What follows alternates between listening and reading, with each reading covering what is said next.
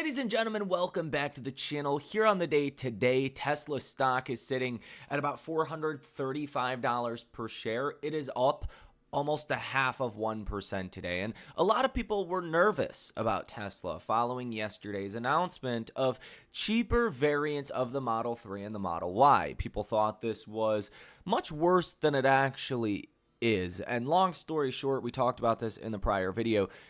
Tesla stock is morphing into an AI company. The delivery side for Tesla is starting to matter less and less. So although this was not like a huge positive development, we wanted to see something a little cheaper, a little bit more unique. There actually could be some positive offsets to this. For an example, if the lower priced variants, the standard Model 3 or the Model Y, are perhaps more profitable.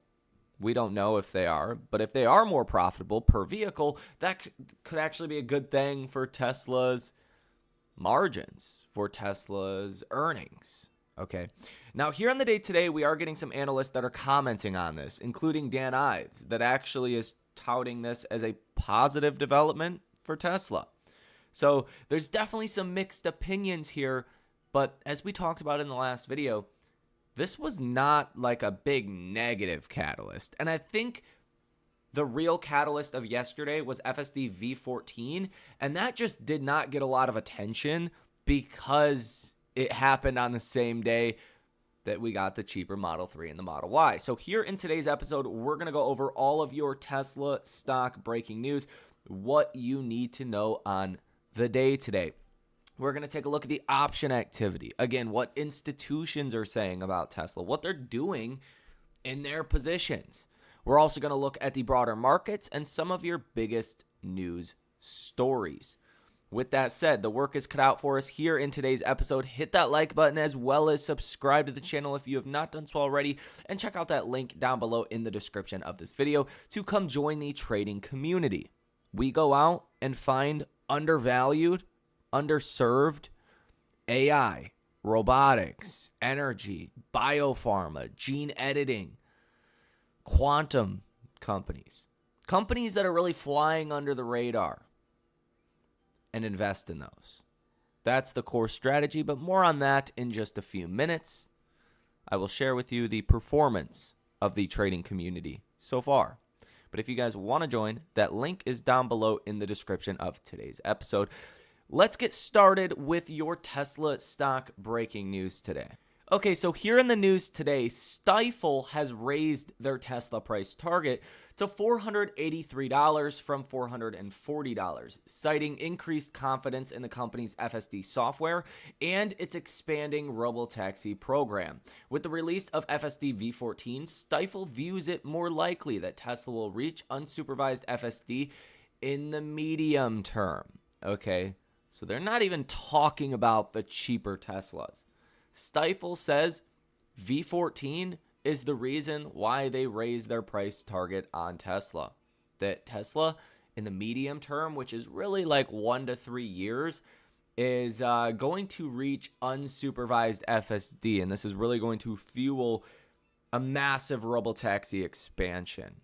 Once you don't even have to look or pay attention to the road anymore, then it's going to be very easy to get regulatory approval in different cities. And I think it's really just a matter of time at this point before robotaxi is literally in every state. Now, Wedbush says that Tesla's cheaper models are key to 500,000 delivery goal. Wedbush said that Tesla's new lower cost Model 3 at 37,000 and Tesla's Model Y at 40,000 are a first step towards regaining a 500,000 quarterly delivery run rate. The firm sees the move as critical ahead of the EV tax credit's expiration, but was underwhelmed by the modest 5% price cut. So Wall Street really wanted to see something a little bit more stripped down and something a little cheaper, right? As I talked about in the last video, you're not really increasing Tesla's total addressable market much. At the margins, maybe. But, somebody making $40,000 a year or someone making $25,000 a year, it's kind of in the same realm of affordability, right? You can either afford it or you can't. It's not like we got a Model 3 for $20,000 or $22,000 or $25,000 where someone making $25,000 a year could potentially afford it, right? It's still $37,000. It's not as low as you need to break into the lower income demographic of earners. Does it matter for Tesla stock? Not really. Okay. Deliveries are not what is going to move the needle for Tesla at this point. Hence, in Elon's compensation package, there's only one tier or threshold operationally that is even tied to deliveries to begin with. The next story for Tesla is not about deliveries. And people are not buying Tesla stock today for deliveries. People are buying Tesla stock for robotaxis and for Optimus. That's what is important. Now, if we start to hear bad news on that front, that's going to be a problem. In fact, there's actually a bit of a rumor today. Look at this. So in the trading community this morning at 11 a.m., 10x me please, shout out to you, shared this with us from MT Newswires. It appeared on the Charles Schwab feed. And it came up as market chatter. Tesla reportedly abandoned scheme to begin producing robots this year. It says Tesla has abandoned its target to begin producing thousands of its Optimus humanoid robots by the end of this year. The information reported Tuesday, citing people with direct knowledge of the program. The news comes ahead of the company's November annual meeting, where Elon Musk was planning to show off a dancing troupe of Optimus robots in order to entice shareholders into voting in favor of his proposed trillion-dollar compensation package, the report said. Musk has argued that the robots will eventually surpass EVs as Tesla's main business, the report said, but, quote, the Optimus program has been embroiled in technical problems, the tech news platform reported. The report also cast doubt on Musk's plan to include a robot at a planned SpaceX mission to Mars' surface in 2027, as the machines are not designed to withstand the red planet's extreme cold. Tesla did not immediately reply to MT Newswire's request for comment. It says market chatter news is derived from conversations with market professionals globally. This information is believed to be from reliable sources, but may include rumor and speculation. Accuracy is not guaranteed. Now, I don't really think anyone is expecting that Tesla's going to produce thousands of Optimus bots this year, okay? That's the kind of thought expectation for next year, okay? Next year, we are expecting to get some kind of commercial sales of Optimus in like a warehouse facility or like a really warehouse kind of facility, right? In jobs that people really don't want to do, that you could just use some robots in, okay? But this maybe was part of the reason for Tesla's early market decline today. But now you can see Tesla's doing just fine, up 0.5% at the time of recording this video. Now, in other news today, Sawyer Merritt says that 2 police cars came up behind me tonight with flashing lights and sirens while I was using Tesla's FSD supervised V14.1 in my Model Y, and FSD pulled to the side of the road until they passed and it was safe to continue, which is definitely an improvement from other variants of FSD that would have been confused, that would have, slowed down maybe a little bit, maybe not pulled over enough, maybe just kept going entirely. This has been one of the longest standing issues with FSD, is not yielding in certain scenarios for emergency vehicles. Elon Musk commented on this and said that Tesla AI will feel increasingly sentient. Now, what sentient means is having emotions, having feelings, being aware like a human. Like humans are sentient, right? Hearing sentient and AI in the same sentence doesn't exactly sound great, because you don't want AI largely to be sentient. Elon says that Tesla AI will feel increasingly sentient. You want AI to feel sentient, not be sentient. You don't want AI to get mad at you if you don't drive it enough, right? But Elon's basically saying you're going to see some pretty dramatic improvements in Tesla's AI and overall capability over the coming weeks, months, and years. Tesla has released a Model 3 turn signal stock retrofit in the US for $595. Sawyer Merritt says that Tesla's FSD supervised V14.1 took him to Shake Shack tonight and successfully parallel parked with no intervention. Also in the news today, a fire at a New York aluminum plant that is expected to affect production of Ford's F-150 truck for months will sap up to $1 billion from the automaker's earnings. NVIDIA's CEO Jensen Huang today on the company's investment in XAI says, quote, "The only regret I have about XAI is I didn't give him more money. Almost everything that Elon Musk is a part of, you really want to be a part of as well. And he gave us the opportunity to invest in XAI. I'm delighted by that. That's an investment into a great future company." Now, in option activity today from hedge funds and institutions in Tesla stock, you have seen 79 different trades totaling $69.39 million with a positive order value of 66%.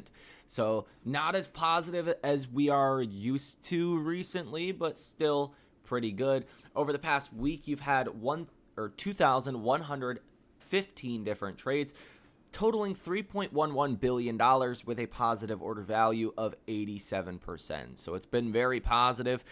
That is still continuing today, just cooling down a little bit, which I'm not surprised. I expected you were going to have some people that were a little bit nervous about Tesla's Model 3, Model Y announcement yesterday, that I figured some people would make it a bigger deal than it actually is. Like, is it a positive?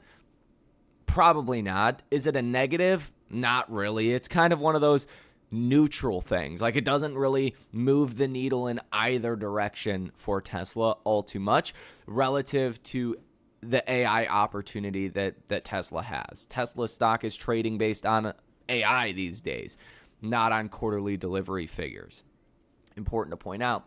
Now, short interest of free float sitting at 3.05%.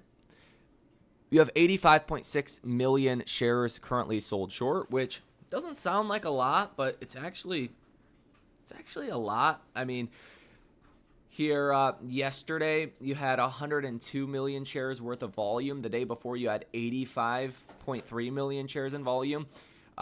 So basically it was like Monday's entire trading volume, equivalent to the amount of shares sold short. So it's not nothing, but it's not crazy high either. You do have 292,000 shares today that are being covered on.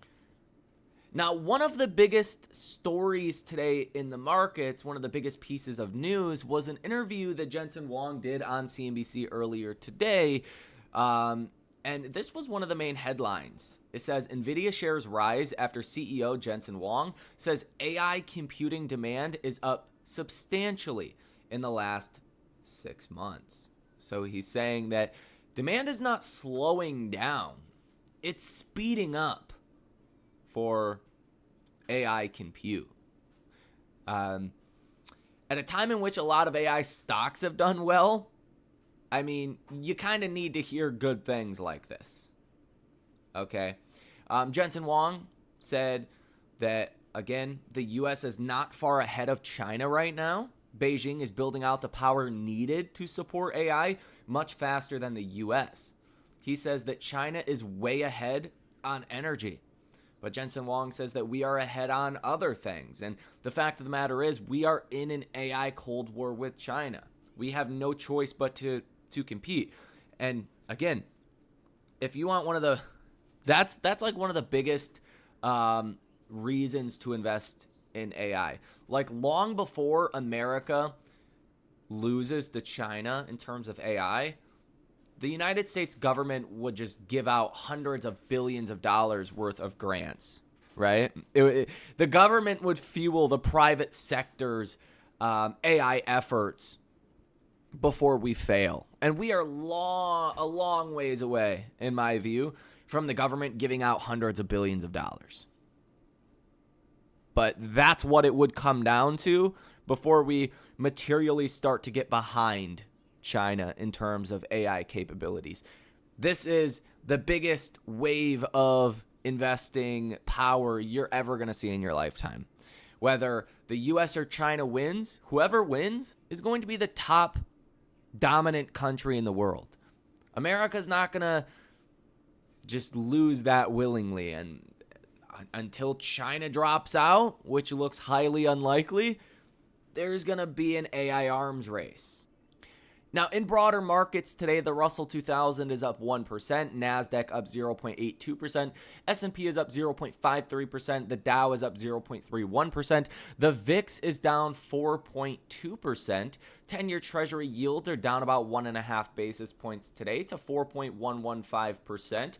Odds of Fed rate cuts are basically solidified for October and December. It doesn't look like the government's going to be opening up anytime soon. Now, oil today is up 1.5%, gold is up about 2%, and cryptos are doing very well also. Bitcoin up over 1%, Solana up 1%, Doge and even some more quote-unquote meme coins are doing well. Now, the Democratic bill to end the U.S. government shutdown fails to pass in the Senate. Lawmakers reject the funding measure as Senate prepares a vote on a Republican stopgap bill. A senior Israeli official says, quote, "There is progress and we feel cautious optimism." The Qatari mediators believe an agreement can be reached by Friday on the war in the Middle East. The IMF's managing director says that inflation has stalled. Now, betting markets like Kalshi are now forecasting the second longest U.S. government shutdown ever.